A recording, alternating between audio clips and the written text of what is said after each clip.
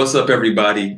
Good to see you all again. We're back with another episode of Freedom Side Chats, and you know how we do it here. And because God is the greatest power, we shall never be defeated. I am so excited because we got another great episode here. I know we've missed a few weeks, but things happen and we had to work it out. But we're back and we want to get back into the flow of things and start giving you guys more great content and more things to learn from. And yes, we are continuing the conversation around leadership because there are more people who are in specific places and doing great things that you need to understand that will help you do understand and do more leadership in your life, especially for young people. This individual, I think, will help a lot of you as you become and start becoming grown-ups and adults and learning more about life, specifically in your financial life. So today we have Sister Ashley Brewster, who's joining us. She is involved in many things. I know right now that she's currently pursuing her MBA, learned that recently, and that is amazing. She is an author as well. She does a lot of work on her Instagram. Check her out on Instagram. I get a lot of financial information from that, and I'm sure you all will as well. A great person to get keyed in with. She does a lot of great things, so I'm excited to have her. Thank you for joining us today, Ashley. Oh, yeah, I'm happy to be here and love what you're doing. I think this is a great idea and a way for a lot of young people to get inspired to be involved in not just, the church, but, going outside the four walls and doing something. I know it's virtual, but a lot of people can be blessed by this. So I'm proud of everything that you're doing. Thank you so much. I'm honored and humbled that I've been able to have so many people on this show who are in all these different realms and successful in each and every single one of them. And I just look up to each of you. And so this is another great opportunity to have another conversation. So I think we can go ahead and dive in and start with the question that we ask everyone. So obviously being in leadership in your own right, what made you know that leadership was what you were called to do, or that this was where you were supposed to be leading? So previously I had, aspirations to be an attorney. Um, and I didn't know why. I didn't have an exact reason, except for that I was good at debating. But going through the process, law school is definitely way different than just arguing. It's and it wasn't something that I enjoyed. But in the process of all of that, during my financial journey, I learned a lot of things when I was becoming debt free, and seeing that that was a need, especially in our community, that most people just didn't know. They didn't know the little details. They didn't understand, personal finances and how to become better financially, how to become good stewards.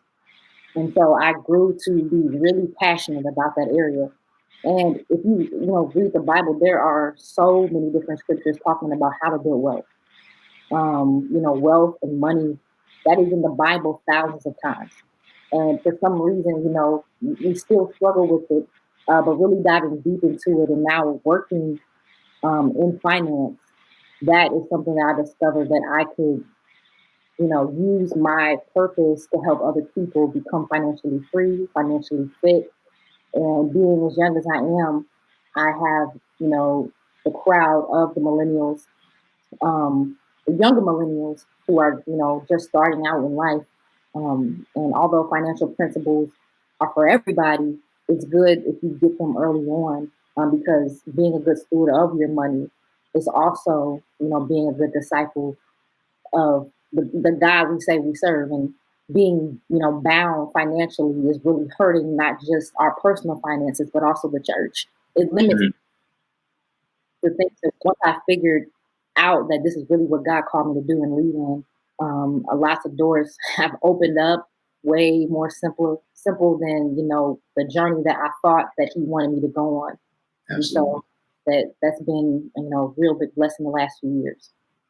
And so going off of everything that you said, could you go more into specific about what you do now and what kind of your role is and where you lead? Yeah, so I work for an investment bank, Mm. and I'm a licensed stockbroker working on becoming a financial planner.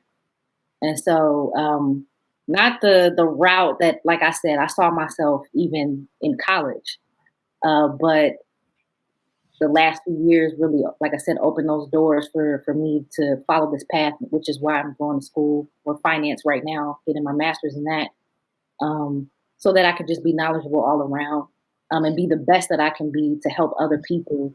And so that's kind of, where I'm at now and continuing to grow and develop in that space. Oh man, I got some questions for you because everything that you're talking about, there's some good things that people who want to become leaders need to understand. So as we go into that, I kind of want to get into with we always need to address the current moment that we're in. So how has trying to lead in the financial literacy space, especially in our community, changed or shifted due to the pandemic that we're currently experiencing for you? Um, so specifically, at work, at least everything is virtually right now, being virtually done. And so a lot of things being done online, communicating with our clients online, juggling that, extremely busy. But then in the personal, where I do a lot of educational things outside of work, that's changed as well. Some people lost a lot of income in 2020, stressed the importance of an actual budget and actually following through with it. Um, that's really been the most thing. I don't know if you've kept up with all the stats and data, but for the majority, the pandemic has hurt the Black community the hardest. Oh yeah, yes. And, we still have high unemployment rates, specifically those making under $40,000 a year. So it's like those are the main things that, my target is to help everybody. But for reasons like what just happened, a pandemic is probably not the most common form of, leading to a recession, but recessions happen often. We just haven't had one in a long time.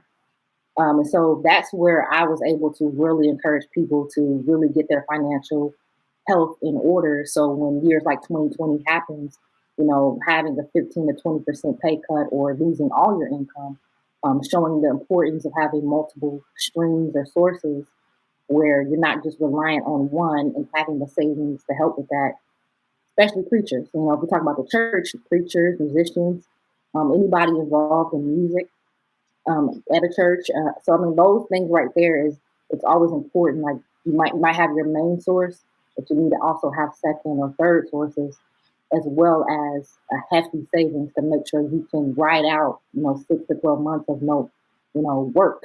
Yeah, and it wasn't like the Black community was in a great space financially before this pandemic, and then the pandemic just came in and just compiled and multiplied that issue even greater.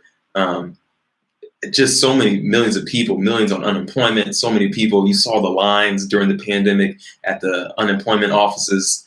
It was just sad to see. And so, how many people, big of an uptick do you think you saw percentage wise if people coming to you like, I need a budget, what am I supposed to do now? Was like there a significant uptick for you and people requesting some type of advice? Yeah, I mean, a lot of people ask like, what side hustles could I do, or where can I go? Actually, it's probably the opposite of the questions that they should have been asking. Um, a lot of people, especially on social media, they're talking about all these investment strategies, Bitcoin and all these other things, and invest in Tesla and whatever. So a lot of people were asking me about that, especially people who knew where I worked. And, I'm like, well, that's the least, it's like we got to get the baby steps before we can even think about that form of wealth building. Mm-hmm. So, I mean, that's what, the pandemic caused a lot of desperation. People trying to get rich quick off their stimulus checks and figuring out what to do with that. That was a big help for a lot of people. It wasn't enough, but, it was a big help. And a lot of people tried to multiply that, however much they got. But, that budgeting is a scary word to a lot of people because it makes them feel like they can't have a fun and enjoyable life. And really, it's just taking their money like, all right, this is what I can do this week. And maybe I can do the next thing that I want to do or travel in maybe a few months. So, I mean, like that's pretty much what really increased during the pandemic. It wasn't necessarily a budget. It It was what can I invest in to make a lot of money today? Mm, You know. wow. So not like how can I save my money, but how can I grow my, but yeah, an interesting dynamic right there. So you said something when you were first talking about now you find yourself in this space, but this wasn't the space that you saw yourself in originally, Yeah. coming through college and through school. So I think this is what you're talking about is very important for people, young people who are trying to become leaders or feel called to be a leader, how to know when to change, when to move to a different arena where you're being called somewhere that you weren't expecting. How so I guess first let's get into like the emotions and the mental of that change that you had to make. How difficult was that? Were you afraid when you realized that you needed to change and that you weren't enjoying what you thought you were going to do? How difficult and what came with that? I mean, it's like when I did 1 year of law school, and during that whole time, I was trying to run my side business, helping people financially. That consumed my time. I wasn't able to study properly. Everything was a struggle.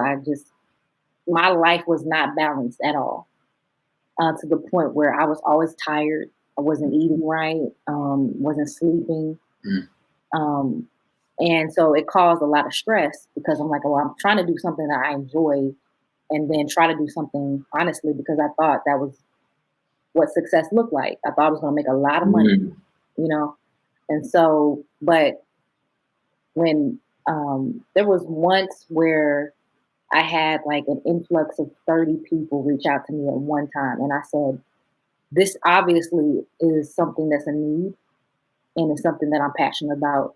And so I said, I'm going to do what I can to become a financial planner legitimately, not somebody mhm. that's out here saying whatever, like, oh, you can Yeah. be a millionaire if you do this. Like, no, it's going to take years. It's going to take strategy. It's going to take discipline. And so that's really when I started shifting. I started feeling this way maybe in about 2016, but I never, I never really shifted like I should have. And so if I would have listened sooner, I would have dealt with a lot less stress. And everything since I answered this call has been not easy, but the path has been laid out for me, even with my job. So, my first job out of college was in wealth management, and I didn't even apply for that role. Oh wow. So it's like that is, leading me to, every step was simply, I believe it was, structured where God wanted me to be. Hmm. And I didn't think I had the mental fortitude. I never really enjoyed math. That wasn't my strength in high school. I'm like, I'm gonna stay away from it. I tried to take as many classes The nightmares. as The I nightmares. yeah. But then, looking at it, it's like it's more. It's a lot of math involved and all that. But I enjoy the benefits of what it leads to for other people and helping them. Like your show's called Freedom Side. And there's a lot of freedom in knowing that I can survive this job loss. There's freedom in knowing I don't have to work until I'm 80. So Yes. that feeling, when I meet with people or talk with people and they get an understanding of the aspects of their money, like, oh, I can get through this. I can be successful, even if I'm not making a lot of money. So I mean, like that's what my goal and objective is to help people to be able to retire comfortably and, like I said, being credentialed little by little to help them get there so that I'm the best, so that they can be the best. Exactly.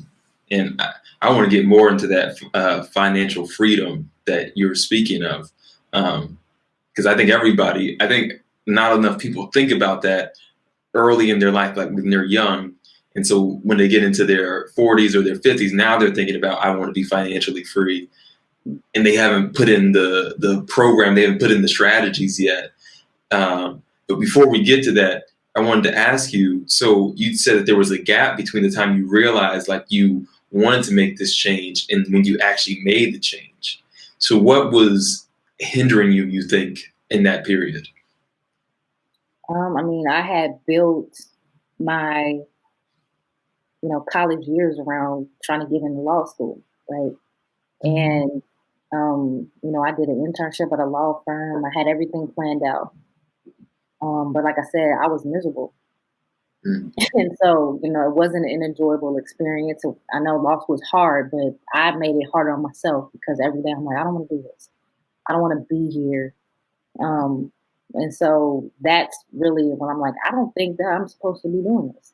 Because if I was, it wouldn't be this mental stress, where like I am now, being in my MBA, going through this, it's not easy, but it's way I have an understanding of everything. I'm not struggling to stay awake, to study, to read, or anything or like that. And my grades are great, and I'm able to work. I wasn't able to work in law school, so I mean, like, there's a lot of different things here that lead to a lot stress. Like I'm not as stressed as I was, and so that shift was really to make people in my family happy. Like, Mm. first lawyer in your family.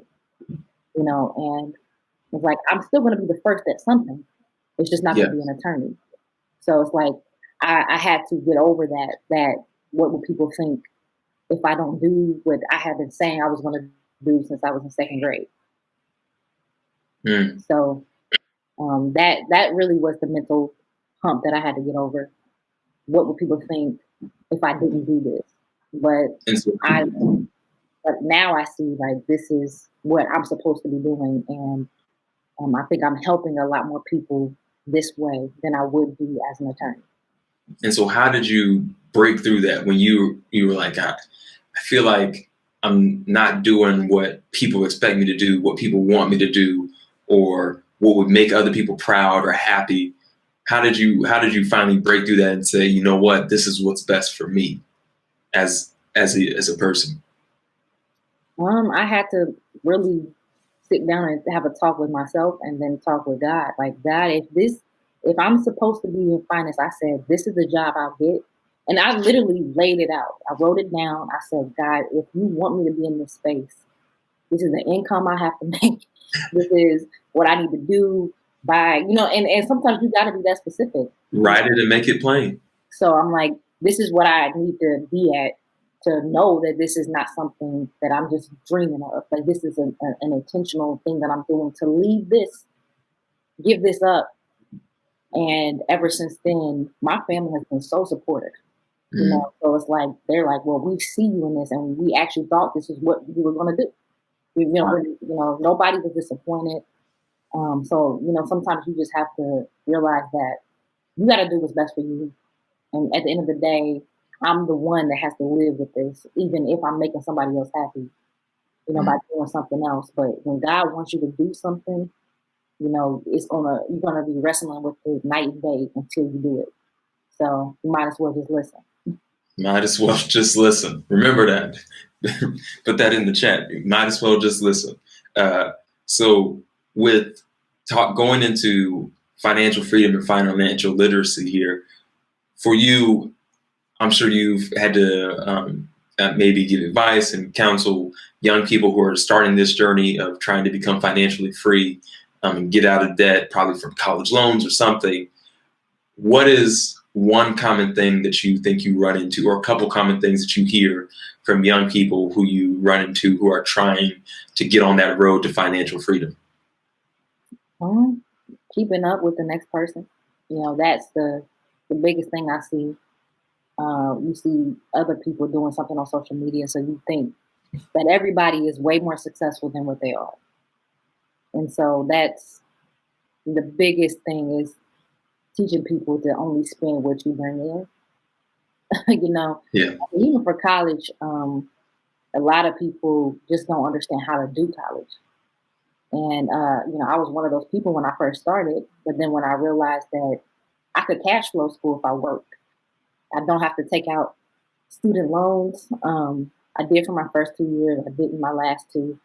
So, I mean, there's a lot of discipline and money that a lot of people don't have because of the appearance of wanting to not appear broke, right? So it's like, nobody wants to be broke, but most people are. Most exactly. people paycheck. So, that's what, you have to get out of the mindset that what would they think about me if I didn't have X, Y, and Z? Because at the end of the day, you're the one with that bill. You're Mhm. the one with that debt. So, if you can't afford it, you just can't afford it. And That's I that's think and I think people don't understand that if you are living paycheck to paycheck, you are not financially free. Like you are not in a wealth space. You don't have, I guess, what you would call like um, money that you can just let go freely if you're living paycheck to paycheck. Um, if you want to elaborate on that, like meaning like paycheck to paycheck is not where you want to be. Like that, you aren't in a good space. Yeah. I mean, what real financial freedom is? How long can I go without a job? How long can I go without working? And if you can't go a week without working, or if you can't go a month without working, you're definitely not financially free. But you become financially free when work is an option. So Mm, that's pretty much what it is. And that's what retirement is. It's not an age, it's a number.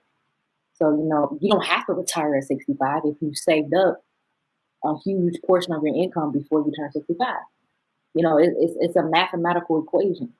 So it's like if you save, or I don't know, let's say you make $45,000 a year, you save 15 to 20% of your income from 25 to 60. You can retire at 60, no problem, right? If you want to retire earlier than that, then you got to save more than that. mm, It's pretty much it's that simple. You make it a lot more complicated, but just because you have a job doesn't mean you're financially free. Just because you make a lot of money doesn't mean you're financially free. Because if that were the case, most NFL players file bankruptcy within 5 years of retirement. mm. They make millions. There are boxers that have retired. Evander Holyfield, he really he made over $300 million during his career, and he has nothing to show for it. Now he's making a lot of money again, but that's earned money. He doesn't have a whole bunch saved up. So it's like these are the examples that we follow. Like, wow, I need to make a whole lot of money. That's not true. You can make a basic salary. You just got to put a portion of it away for a certain amount of time, and then eventually you'll be at that point where I can retire. Retiring early is really big in the millennial community. That's not my objective. I like to work, but if that's your goal, you got to see what you need to do in order to make that happen. If you don't want to work every day, you need to figure out how to save and invest your money so that you don't have to. So if you're an example here, if you're a young person and you're, let's say you're working a job and you're doing, I don't know, $18 an hour and you're working 40 hours a week, how should you be budgeting that check? And so like every dollar is going somewhere, or should from the beginning it be like, all right, 50% it's off. So actually my paycheck is 50% of what I'm actually getting because the other 50 is going into savings. Is that kind of what you're saying? If your goal is to retire early, that already you should be chopping off like a half of what you're getting. Yeah, I mean, it depends on your expenses. Cutting that down, you can only do that to a certain extent, right? After that, then you got to increase your income. So if you want to retire and you can't live comfortably off of, because I think 18, I don't even, I don't even know what that is. Honestly, I think was that 36 a year. It might be Probably. kind of hard to live off of half of that after taxes. So if you want to, increase your income, you might have to make twice that Yeah. to be able to say like, I need to save 50% of my income. But you can do that with just years of experience of working, side hustles, whatever the case may be. Be able to save. It doesn't have to be 50%. That's extreme. That's like if you want to retire in 10 years, type of thing. But if you want to retire before 60 or 65 or whatever, you need to be doing at least 20 to 30%. Mm, So got you. So I I'm loving the information that we're getting here, and I hope you all are taking notes because I'm certainly going to go back and watch this because I know I definitely want to be able to be financially free as I grow. Now I've noticed that in like financial literacy spaces, that there comes a lot of debate about different types of credit, whether you should be using credit, whether if you like I think people might say like that you can just buy things with credit, and I've seen you have strong opinions about credit. Uh, so we definitely want to hear those. And so in when you're talking about that, if you could also talk about how you deal with criticism as you're leading in this financial space, people coming to you and be like, she'll tell you how she feels about credit, but like disagreeing with you or saying like, no, you're not leading people in the right way. How do you deal with that? And you can also talk about how you feel about credit. Yeah, I mean, even in my industry, credit is important. So it's like I'm not going to tell other people what to do. As for me and my house, I'm going to be credit free, debt free, all of that. So it's worked for me this far. I buy my cars cash. So it's like those things right there. It's like if I can't pay cash for it, I don't need it. That's just how I feel. And that's not everybody's feeling. But if you are going to, utilize credit, you need to utilize it the right way. Everybody's trying to figure out how to increase their credit score in 2 days. So like it's not going to happen. The best way to increase your credit score would be to pay off the debt you do have, not add on any more. Because like you pay your student loans, that's debt. You pay that faithfully, pay it off, pay it early. Car loans, pay it off, pay it early. That's how you build your credit.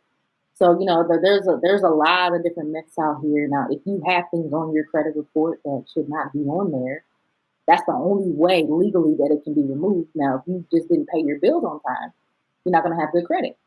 So, I mean, I have my own personal opinions, but I don't try to force that on other people, especially if they're looking to buy a house or if they think they need a car loan, because we might have different views on that. I don't like that. Some people think that that's necessary. And so, I mean, it's just like if you come to me and you ask me about, I would tell you to leave the credit cards alone. The only types of debt that I think people should have are maybe a car loan if they have a low interest rate and a mortgage. Other than that, you don't need any other form of debt because that's really the only two things you build your credit for anyway. Mm. So that's just me. I hate that because of what it does. It makes us buy too much of what we wouldn't buy if we actually had to show what was in our bank account. So that's why I don't like it, especially our community. We, we get robbed all the time because of our bad credit, high interest debt. Talk about it. So I just rather stay away from it. I understand. When I saw your post about it, I was like, that's a good point. Debt has had terrible effects in our community, and it just continues. Like it's a cycle of debt, not being able to get out of it. Then you pass that debt on to your children, and then that generational thing with debt. And so, in the space that you're in, how do you handle people with disagreement and criticism for you and the views you might have, or trying to combat you on what you're saying? I mean, as far as that, like I don't tell people to avoid in my specific industry, like I don't tell people at my day job, I don't say, hey, avoid credit. Because like I said, if you want a house, it's highly unlikely that people are going to be patient enough to save up to buy a house cash. So, I do help strategize, a way for people to effectively raise their credit scores so that they can get a good interest rate. But it's usually not the interest rate that's the problem. It's the thing you're going into debt for. It's like I'm taking out a $300,000 loan for a house. That's $300,000 that you don't have. So, the principal is usually the problem. So you need to strategize exactly a real plan to make sure that we're not paying, in addition to that $300,000 debt, 5%, 6% on that house. Because then you're paying, at that price, you're going to pay double. Mm. So it's like, so maybe we can get into 2 to 3. The interest rates are very low right now for any debt, as long as you have good credit. So, I mean, good credit is important for a house if that is your goal. Good credit is important for a car if that is your goal. So if those are your goals, I help people strategize based on their goals because their goals will be different than mine. As long as you're not going deep into credit card debt, as long as you're not taking out a whole bunch of personal loans or payday loans, then, then I'm like, okay, well, we can get your credit to a point where those types of, debt that you take out won't be a burden or a curse. That, a house is supposed to be a blessing. So let's get you into a house that you can afford with your credit score. Let's get you into a car that you can afford with your credit. I'm against it, but that doesn't mean that I'm going to force other people to be against it. And my thing is to help you pay as least interest as possible. And I mean, I guess that's one of the things you have to learn as a leader as we start to close out here, is that you have to understand that not everyone thinks the way that you do. Not everyone sees things the way you do, and you still got to do your job. You still have to lead. You still have to figure a way to get and help that person get what they need. I think as I talking to Pastor Tubbs now, in-house Pastor Tubbs, who helps with this show, someone who comes on the show, one of our guests, always brings out something different about leadership. And you've definitely done the same. We've heard humility is important. We've heard being straightforward. We talked about faith, different things. And I think for you, you've brought out the importance of discipline, especially financially. Understand that you have to be disciplined in saving and budgeting and understanding what you're going to do and having a strategy.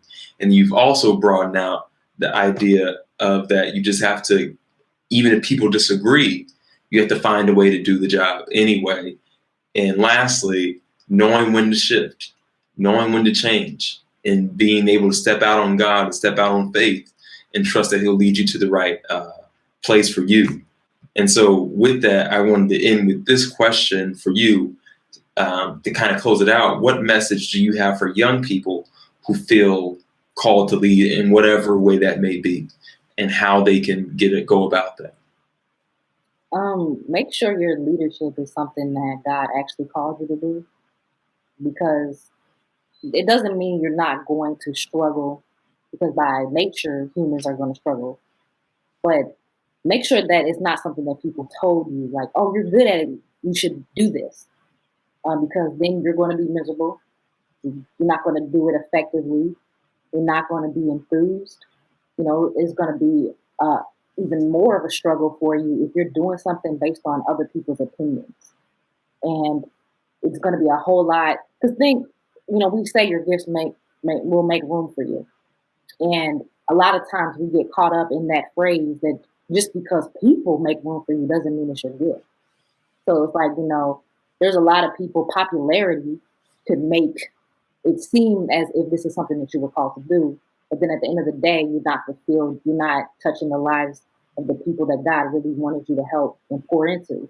So if there's anything, always strategize, pray about it.